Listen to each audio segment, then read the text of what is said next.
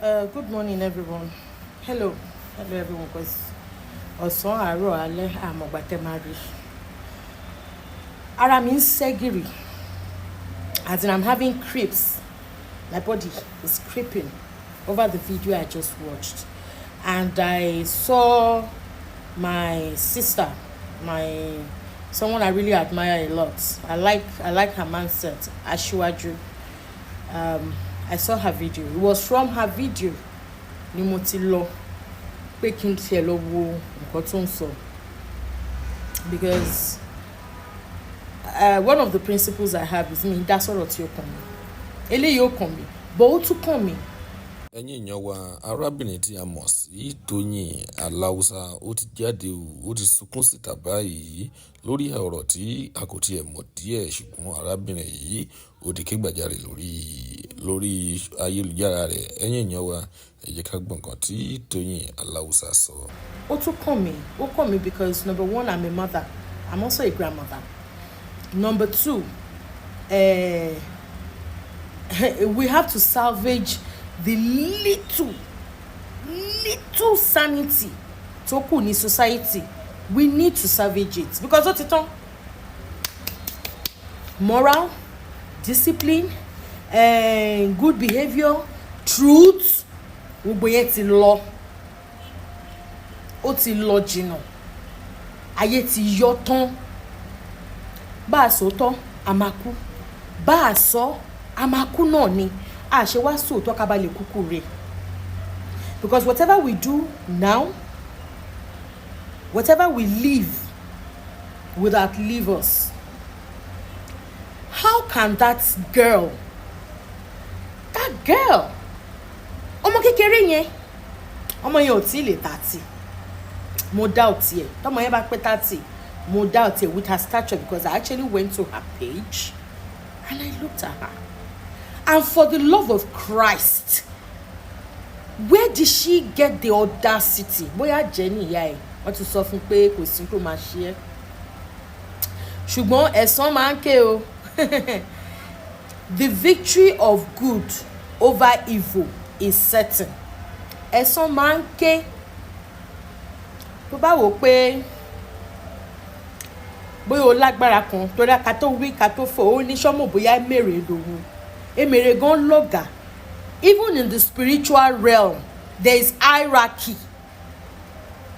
Ó dáa, ṣó tún fẹ́ gbọ́ kó wá jẹ́ olórí ẹgbẹ́. Wọ́n lè yọ ẹ́ tó bá ṣìwàhù, tó bá ṣagbára lò. Àwọn ọmọ ẹgbẹ́ ẹ wọ́n lè dìtẹ̀ mọ́ ẹ kan yọ ẹ́ tó bá ṣe agbára ẹ lò. So I don't know what, on all basis, you are wrong. Ó nú àgbàlagbà, inú ẹ dẹ̀ ń dùn. Ó dé set camera, ó ń record bó ṣe ń nà wọ́n. Ó tún padà ó tún sọ pé kó lọ train ìyá wọn. Ṣé àwọn ọmọ generation yìí, they don't know. Social media. For those who had read books, I remember that I read about this thing so many years ago.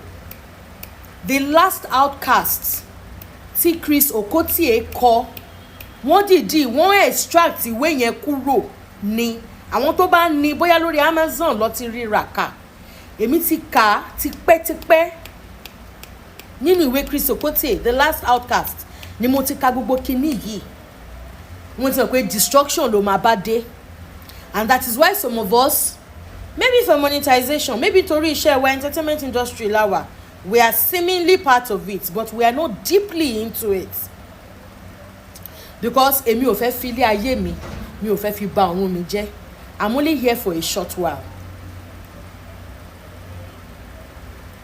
Ọmọ kékeré ń ṣe nǹkan bẹ́ẹ̀ yẹn, àwọn tó wà nínú bus wọ́n tún support ẹ̀.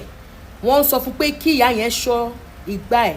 Now, do we all even know that it is uncouth, it is terrible for you to be in a public space and be raising your voice? Because a lot of people out there do not have manners. A lot of people out there do not know how to behave in the public space.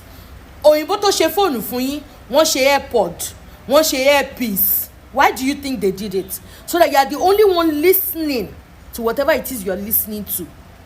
I go to the restaurant sometimes and I see adults, supposedly educated people, wọ́n á máa wo video, volume video yẹn máa wà loud, wọ́n á máa fi disturb ambience restaurants. You'll be in a restaurant, somebody will be watching TikTok or watching a Chinese movie, a Z World, tó ń pariwo. How can you be in a public bus? It's a public. Do you even know what you're saying? You're in the public space and you're constituting nuisance by making noise. Yes, it is your phone, but no, it is not your private car.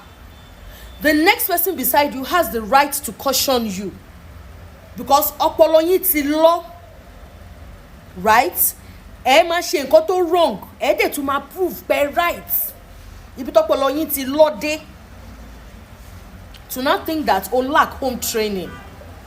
Like Aṣíwájú said, irú èèyàn bíi tèmi, èmi o, mo dúpẹ́ lọ́wọ́ Ọlọ́run ọlọ́jọ́ òní, mo lè má jẹun, ṣùgbọ́n sanity mi àti privacy mi, òun ló stop mi àti máa wọ public transport very very long ago. I would rather pay the price, pay me it expensive, kó jẹ́ mi nìkan mo wà ní mọ́tò to avoid things like this. Because bó ṣe mi mo wà ní bus, wàá nà mí mọ́ ya yẹn, wàá nà mí mọ́ ya yẹn o. Àwa náà mímọ́ yẹn ibi tó ti ń bú wọn gan lèmi máa ti ra, èmi máa ń ra irú àwọn ọjà bẹ́ẹ̀ yẹn, irú ọjà bẹ́ẹ̀ yẹn mo máa ń rà ní free of charge, mo máa rà á. Ta ló bí ẹ? Ta ló tọ́ ẹ? Ilé ibo ló ti jáde? Because a lot of you wá láti ìran re, inú yín dẹ̀ ń dùn lórí owó, money, paper, owó tó máa tán. O fi pé o ní owó, you say it's my phone. Which phone? Which phone? Ha. I went through your page. I looked at everything on your page. Mo wá ẹ̀mí orí ẹ. If you know what is good for you, you better kneel down and talk to God. Kó bẹ̀ Ọlọ́run, kó dáríjì ẹ́ fún nǹkan tó ṣe.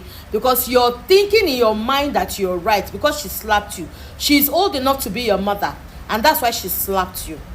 Because you stepped out of line. If it was your own mother, definitely nǹkan tó máa ṣe fún mọ́mí ẹ̀ nínú ilé òun ló ti ṣe níta yẹn. Ìṣe ilé ló máa ń gbé èèyàn déta.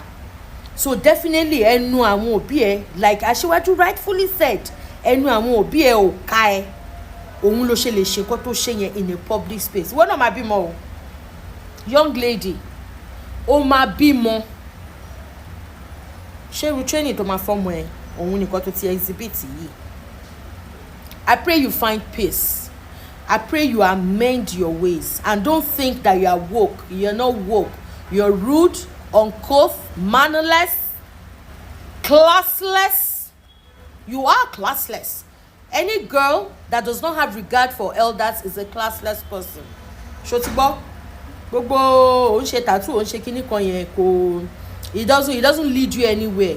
It's nothing compared to àwọn ọmọ kékèké tí wọ́n change the world. Fóònù tó gbé dání ó lè jẹ́ ọmọ 12 years old ní China ló ṣe, tínú ẹ̀ ń dùn tó fi ń record tó fi ń jambla inú. Ọmọ Yorùbá ni wá, a ní àṣà, a ní ìṣe, wọ́n máa ń tọ́ wa re, a máa ń ní ìtẹríba fún àgbàlagbà. Ẹ yé bayé jẹ́, ẹ yé máa ṣe bẹ́ẹ̀ ni pé generation yìí òun ni first generation tó máa wà nílé ayé. Ẹ má bà ayé jẹ́ o. Àwọn ọmọ wa, àwọn grandchildren, àwọn ọmọ kékèké wọ́n ń wà lórí social media, ṣé n tẹ́ fẹ́ kọ́ máa rí lélẹ̀? Anyway, ó tiẹ̀ depend láyé báwọn èèyàn bá ṣe train ọmọ wọn. Àwọn ẹlòmíì ọmọ wọn ò sí lórí social media, ọmọ wọn ò ní phone, wọ́n dẹ̀ ń regulate gbogbo nǹkan tí parental control, nǹkan tó ṣe wà lórí gbogbo àwọn devices nìyẹn, so that children don't see all these things. You better go and amend your ways. I know you cannot find that woman to apologize to her. Apologize to God, because ẹ̀san á ké nǹkan tó ṣe yẹn, ẹ̀san á ké.